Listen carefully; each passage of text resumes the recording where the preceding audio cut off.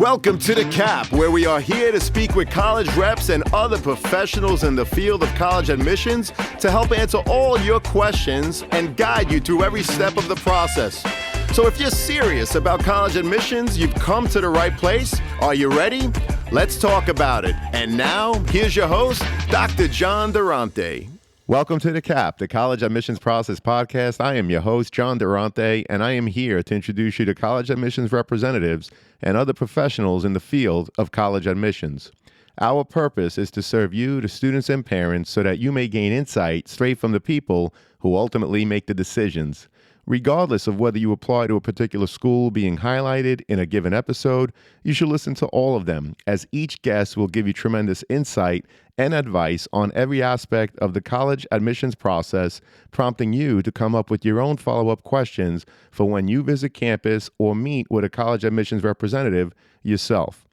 Don't forget to visit our website, www.collegeadmissionstalk.com, or the show notes of each episode to access the alphabetical list of all the colleges available with the related audio link to the right of each school. The alphabetical list provides you with on-demand access to all of the episodes so that you may listen whenever you wish. And if you want to receive links to episodes before they are released on the podcast, along with other related resources, please fill out the email opt-in form also available on our website and in the show notes of each episode. Lastly, please email me with any questions or comments at collegeadmissionstalk@gmail.com. So are you ready? Let's talk about it. Welcome to The Cap, the College Admissions Process Podcast. I am your host, John Durante, and it gives me great pleasure to introduce to you today Dayla Whaley, who's an admissions counselor at Trinity College in Hartford, Connecticut. Dayla, how are you today? And thank you so much for being here.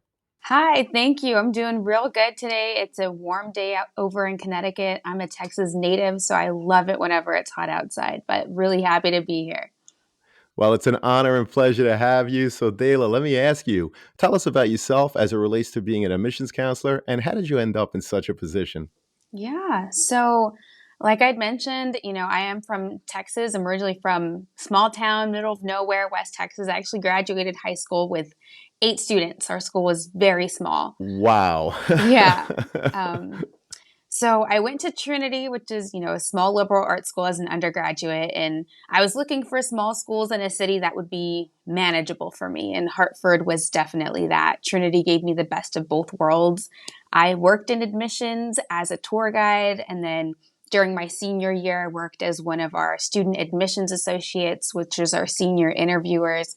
And then after I graduated in 2020 with my bachelor's in November that year, I actually started working as an admissions counselor and began my journey in higher ed.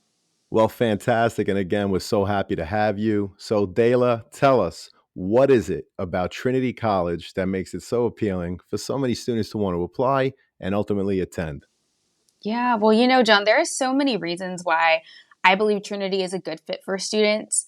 We're a liberal arts school, so for those of the students that are not sure what they want to study during their senior year of high school or even in their first year of college, that's okay. We are a liberal arts school and we encourage students to explore. So it's not that we're negligent with our students that come in knowing exactly what they want to study.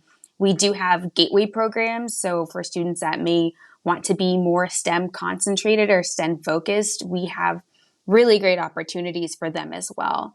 As far as our gateway programs go, we do have 6 of them, and those topics range from our interdisciplinary science program, and that allows students to do hands-on research during their first year on campus, to doing things like our city's gateway program, which allows for students to study abroad to conclude that program. And so that's what I think is really appealing, is that you get to explore yourself as an academic, and also the ability to be in an urban environment to supplement your studies is priceless.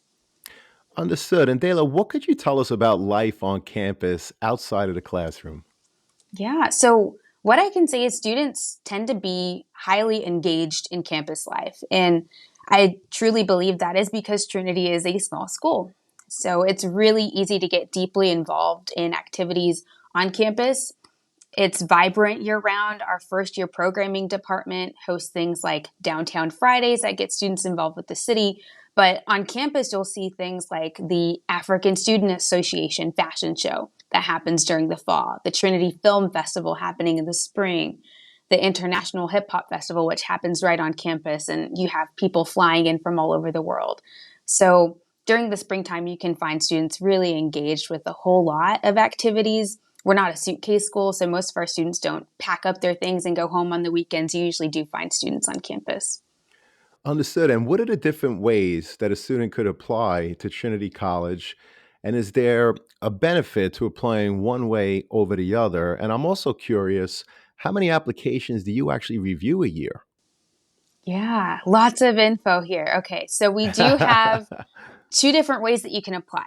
And you can apply early decision or regular decision at Trinity. Our early decision degree plan, it has two different rounds. So you can apply to early decision 1, which that deadline is typically in November. Early decision 2 typically shares a deadline with our regular decision. And I would say for families, the benefit to applying early is honestly the fact that you find out your decisions earlier. So you're not scrambling in the month of May or April trying to figure out where your student wants to go, but you have that time to decide and finalize your decisions. Another benefit I would say to applying early decision is that for students, you start the application process a whole lot earlier. So you're not stressed out your entire senior year trying to figure things out last minute too. As far as the amount of applications that we receive every year, we have about 6,000 applications that we review. And as far as splitting it up region by region, I cover a lot of ground. In the Northeast, I have New Jersey, Long Island, Queens, and the Bronx. I also cover a good chunk of the South as well. So I cover most of Texas, Louisiana, and Kansas. Well, that's terrific. Thank you so much for sharing. And I read a statistic that well over 90% of the freshman class actually returns, which is an astonishing statistic and a testament to the work that you do in admissions, but also the work that you do on campus in terms of making the students feel at home when they are there. So, my question is regarding the freshman class, what is the average profile in terms of GPA and any other data you collect? This is a great question, especially because the students who apply to Trinity tend to vary every single year. I would say we don't have like a minimum GPA requirement that students have to meet, but on average, you'll see students coming in with around an A minus. Our average SAT score is a 1380 and ACT tends to be between a 30 and 32.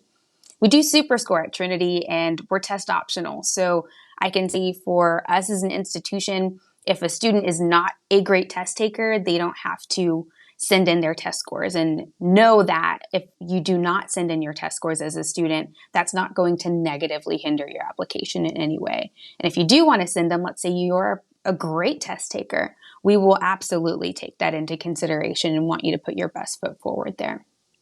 So we'll come back to the test optional part of the conversation in a minute, but I was curious, Taylor, if a student falls short or just below that average that you described, what are some of the things that they can do to enhance their overall application? So, if a student falls below our current academic profile, there are a few areas in their application, the common application, which is the only way to apply to Trinity at the moment, that they can share more about themselves to give context about why they may be falling short of, our standard profile. Firstly, I'd encourage students to think heavily about the teachers that write their letters of recommendation. Think about the people that they're asking to speak on behalf of the student. How can these teachers speak to their growth over time, and how these students or how these teachers can be a reflection of who they are as a student currently? So your letters of recommendation can be a great way to showcase your growth as a student, even if you academically fall below the profile. Context is everything. And as admissions counselors, we can't really make an assumption as to why a student performs academically the way they do. So utilizing different spaces like the additional information box or reaching out via email to your admissions counselor to explain a situation is all great ways to provide context for us. Well, that's great insight and tremendous pieces of advice. We truly appreciate it. And a lot of people don't believe it when schools say that they are, in fact, test optional. So, Dayla, would you be able to share what is the percentage of the admitted class that, in fact, did not submit test scores?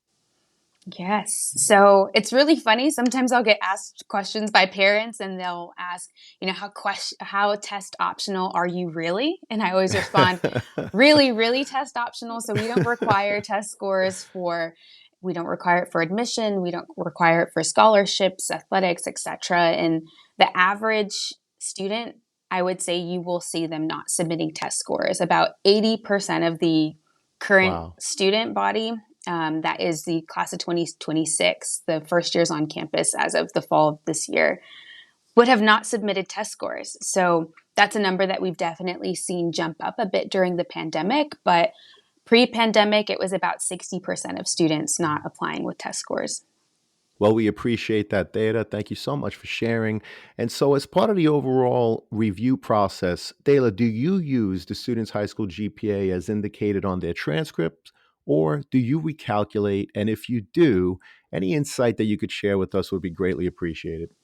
Of course. So we don't recalculate at Trinity. And what we will do is we'll look at a student's school profile. So I'm sure you're familiar, but every single school has to send in a school profile.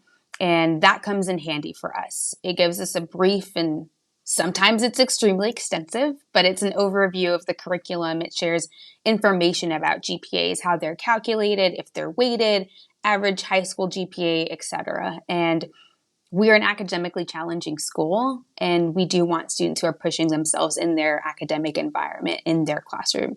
And so while we don't recalculate GPAs at Trinity, we still look at the GPA in the context of the school.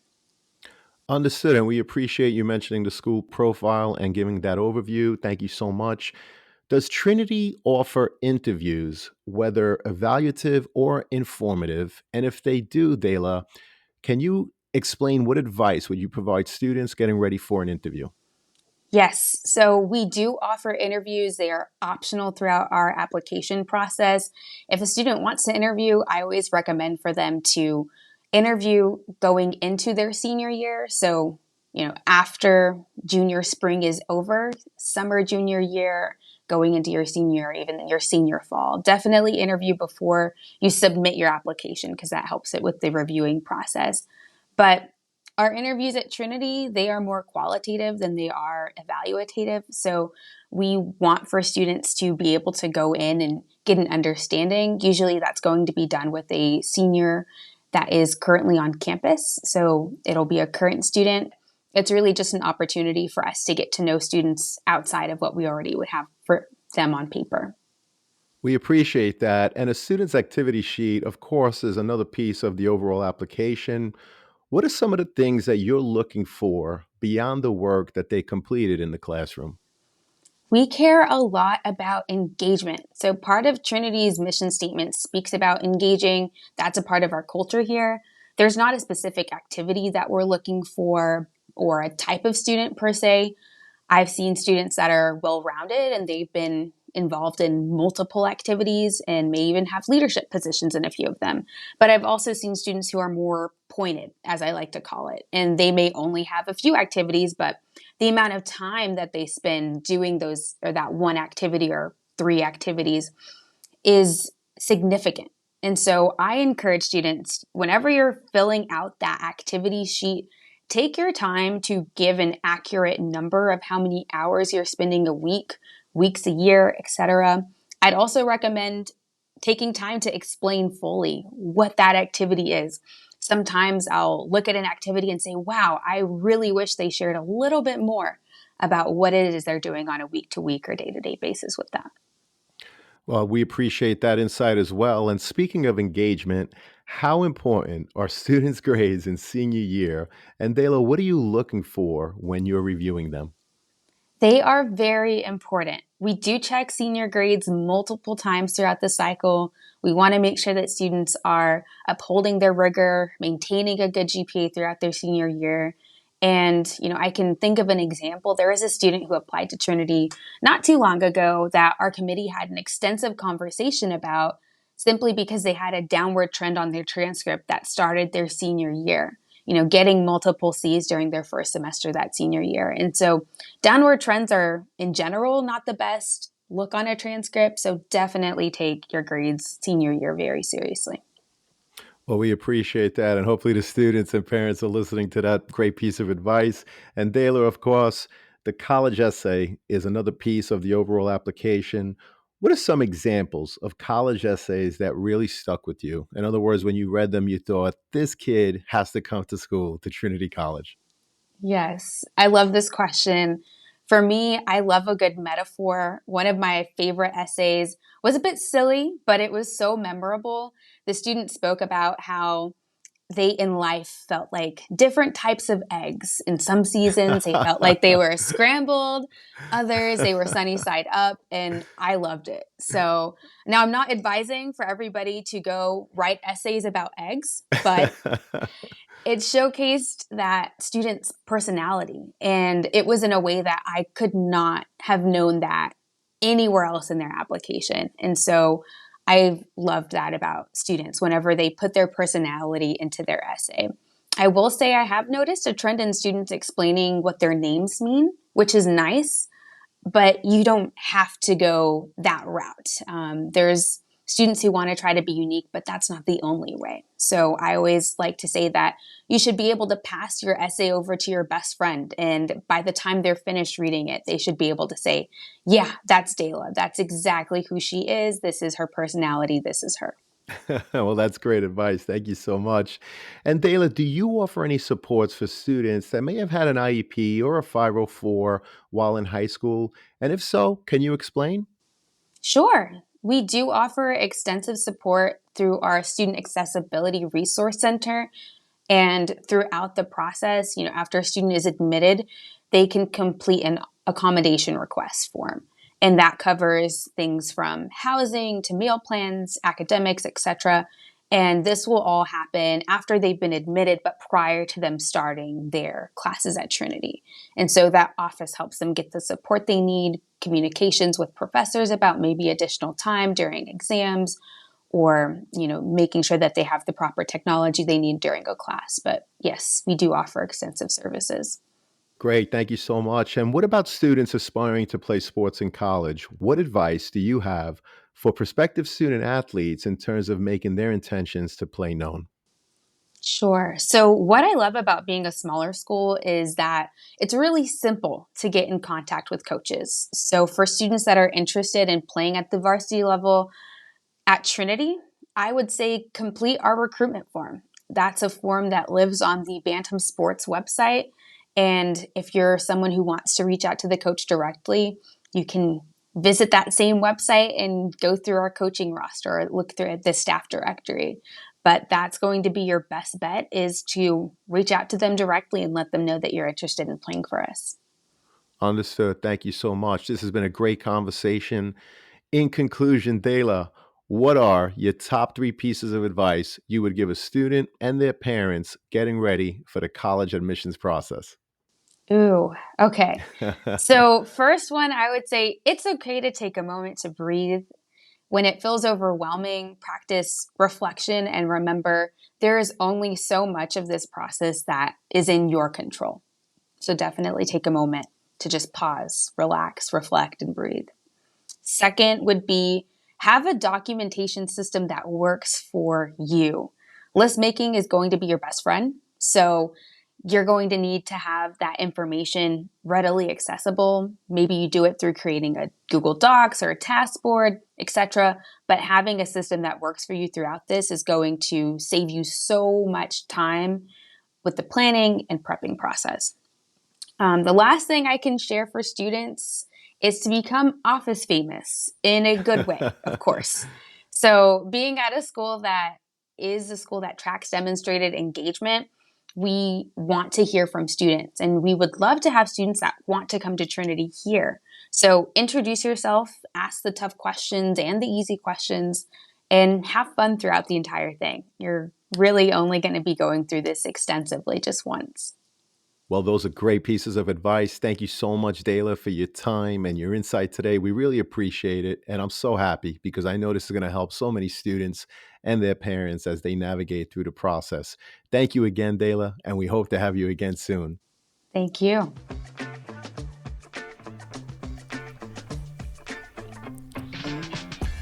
Thank you for joining us on this episode of the CAP, the College Admissions Process Podcast. We hope you enjoyed the show. If you did, please don't forget to tell a friend and follow us on Facebook, Instagram, Twitter, and wherever you listen to your podcast. I am your host, John Durante, and I look forward to seeing you on the next episode of the CAP.